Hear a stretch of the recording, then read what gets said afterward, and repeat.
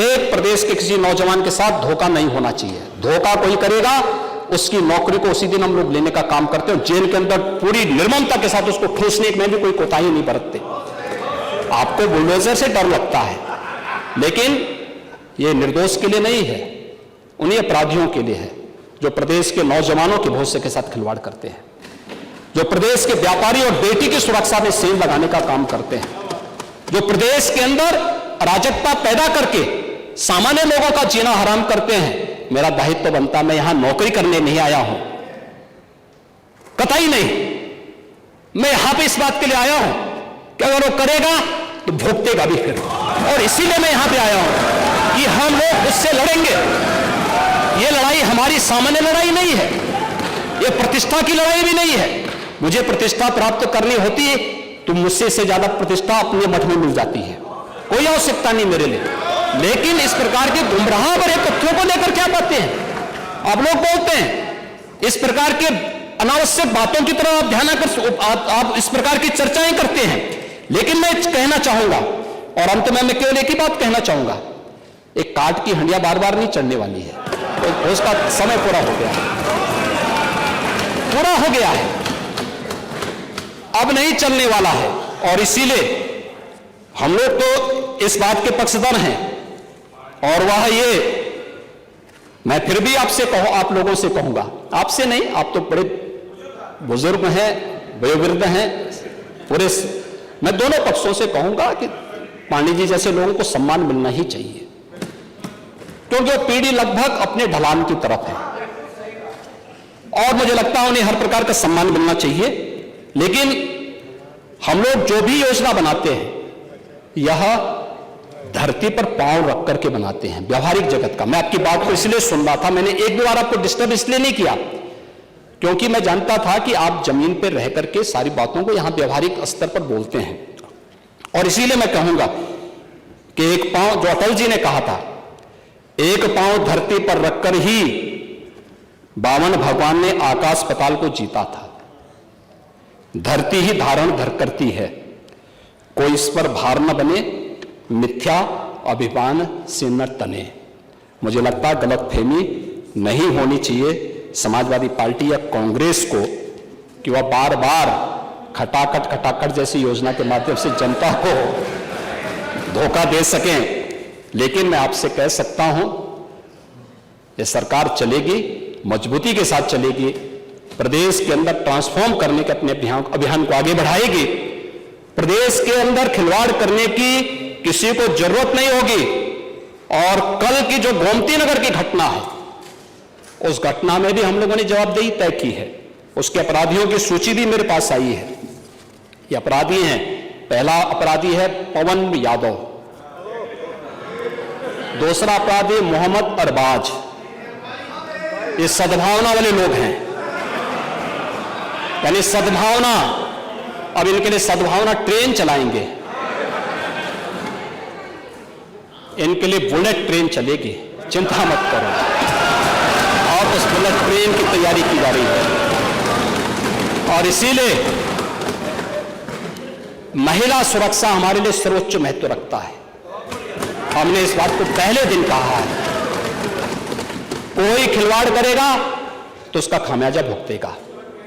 हम लोगों ने इस बारे में हम लोगों ने आश्वस्त किया, एक एक बेटी को, एक एक बहन को हम लोगों ने इस बात के लिए आश्वस्त किया है। और मैं फिर इस बात को कह सकता हूं, इस घटना को हमने गंभीरता से लिया है, और गंभीरता से लेने का परिणाम है पूरी चौकी को सस्पेंड किया है, इंस्पेक्टर को सस्पेंड किया है, डिप्टी एसपी, एडिशनल एसपी और डीसीपी, इन सबको वहां से चेंज करके इनके खिलाफ भी कार्रवाई हमने प्रारंभ की है। जो भी व्यक्ति प्रदेश के अंदर अराजकता और अव्यवस्था पैदा करने का प्रयास करेगा, मैं फिर कहूंगा, हम सबका सम्मान करेंगे, सबको सुरक्षा देंगे। लेकिन अगर किसी ने अव्यवस्था पैदा करने का प्रयास किया है तो फिर उसका भुक्तभोगी भी उसको बनना ही पड़ेगा। मैं यही आपसे भी कहूंगा कि आप अपने लोगों को भी इसके लिए तैयार करेंगे कि वे कानून का पालन करने की दिशा में आगे बढ़ेंगे, तो मुझे लगता है कि यह अच्छी दिशा में आगे बढ़ पाएगा। सप्लीमेंट्री डिमांड पर आपने अपने बातों को यहाँ पे रखा। माननीय सदन में हमारे दलीय नेताओं ने अपनी बातों को यहाँ पे रखा। मैं उन सब के प्रति आभारी हूँ, माननीय सदन का भी आभारी हूँ। बहुत सारी बातें आप लोगों ने कही हैं। हमने खन्ना जी को अधिकृत भी किया है इसके लिए कि भाई देखो खन्ना जी आप वित्त मंत्री हैं और सदस्यों की बात को वित्तीय ढंग से थोड़ा सोच करके उसको आगे बढ़ा दीजिए, और मुझे लगता है कि होगा, अच्छी दिशा में आगे बढ़ेगा। लेकिन हमें चिंता इस बात की होती है कि सदस्यों के बारे में परसेप्शन गलत न जाए बाहर। मुझे लगता है कि इस चीज की भी हमें चिंता होती है। सत्ता पक्ष के विधायक अपने प्रस्ताव समय पे देते हैं तो उन्हें त्वरित आर्थिक विकास से पैसा मिला, और मुझे लगता है विपक्ष के सदस्यों को, खासतौर पर समाजवादी पार्टी के सदस्यों को इसकी फुर्सत नहीं होती कि विकास करा सकते हैं, क्योंकि वहां पे क्षेत्र के विकास के बजाय स्वयं के विकास में ज्यादा ध्यान रहता है, इसलिए वो ज्यादा प्रस्ताव दे नहीं पाते। तो उसमें हमारे पास जो प्रस्ताव आते हैं, हम उसमें प्रस्ताव आते हैं तो प्रस्तावों पे हम विचार करते हैं, ऐसा नहीं विचार न करते हैं। लेकिन एक साम्यता सांसद और विधायक के बीच में भी होना चाहिए।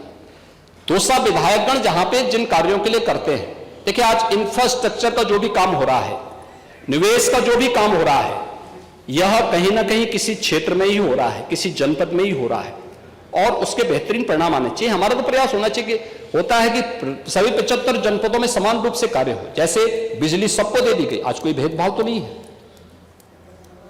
आपके जितने भी सिंचाई की योजनाएं आई, वो सभी जगह पहुंच रही है, सब जगह बनाने का प्रयास किया जा रहा है। इसी का परिणाम है कि 86% भूमि हमारे पास सिंचित है। लेकिन इस दिशा में एक प्रयास, और सरकार अपने कार्यक्रमों को आगे बढ़ा रही है। इस सरकार के द्वारा जो भी प्रयास है, जो चीजें हमारे सामने आई हैं, उस दिशा में आगे बढ़ा रहे थे। एक कांग्रेस के हमारी सम्मानीय नेता ने जो बात कही थी जल जीवन मिशन के बारे में, कल भी उनका प्रश्न था और संभवतः वह उसका पूरा जवाब उनको नहीं मिल पाया होगा।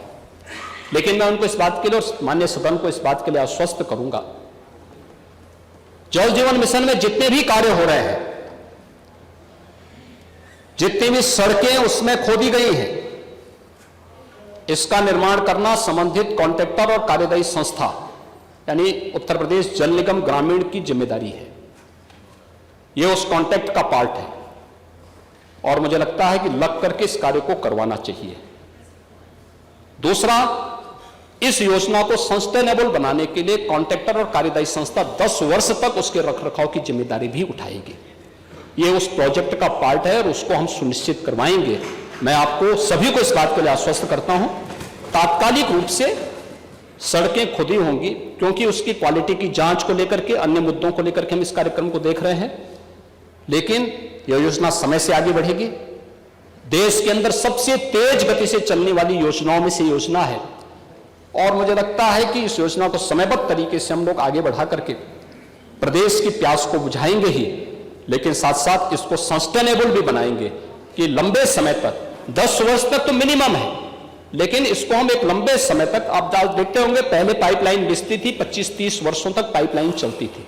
हम इसको उसी क्रम में आगे बढ़ाने का काम करेंगे, क्योंकि बहुत सारी बीमारियां ऐसी हैं जो शुद्ध पेयजल के अभाव के कारण होती हैं। अगर हम एक बार इसको करने में सफल हो गए तो लोगों के जो बीमारी का खर्चा है, इसको कम करने में हमें मदद मिलेगी।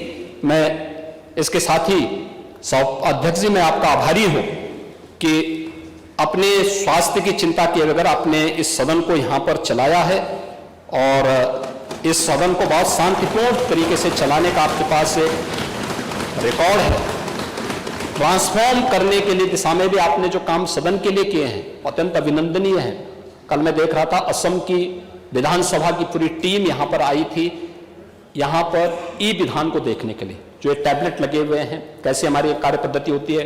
असम विधानसभा की पूरी टीम आई थी, वो मुझसे मिलने के लिए भी आई थी ये विधान भवन के कार्यालय में।